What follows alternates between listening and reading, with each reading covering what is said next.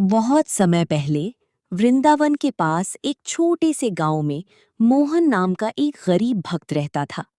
मोहन के पास धन दौलत नहीं थी, लेकिन उसका हृदय राधा रानी की भक्ति से भरा हुआ था। हर सुबह वो यमुना किनारे बैठकर राधे राधे का नाम जपता और फूलों की छोटी माला बनाकर राधा रानी को अर्पित करता। एक दिन गांव में भयंकर सूखा पड़ गया।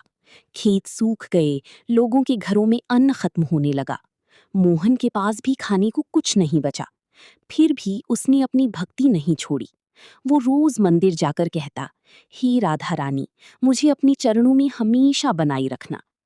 गांव के लोग उसका मजाक उड़ाते और कहते, सिर्फ भक्ति से पेट नहीं भरता।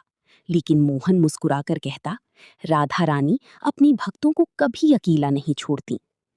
एक रात मोहन बहुत भूखा था। उसने बिना भोजन किए ही राधा रानी का नाम लेकर आंखें बंद कर ली। तभी उसे महसूस हुआ कि कोई मधुर आवाज उसे पुकार रही है। उसने आंखें खोली तो सामने एक दिव्य स्त्री खड़ी थी, जिनके चेहरे से अद्भुत प्रकाश निकल रहा था। उनके हाथ में भोजन से भरी थाली थी। उन्होंने प्रेम से कहा, मोहन, सच्ची भक्ति कभी व्यर्थ नहीं जाती। मोहन समझ गया कि स्वयं राधा रानी उसके सामने खड़ी हैं। उसकी आंखों से आंसू बहने लगे।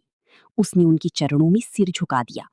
राधा रानी ने उसे आशीर्वाद दिया और कहा, जो भी सच्ची मन से मेरा नाम लेता है, मैं उसकी रक्षा अवश्य करती हूँ। अगली सुबह गांव वालों ने देखा कि मोहन की छोटी सी खेत में हरी फसल लहरा रही है, जबकि बाकी खेत सूखी थी। ये चमत्कार देखकर सभी लोग राधा रानी की भक्ति में डूब गए। उस दिन से पूरी गांव में हर ओर सिर्फ एक ही नाम गूंजने लगा, राधे राधे।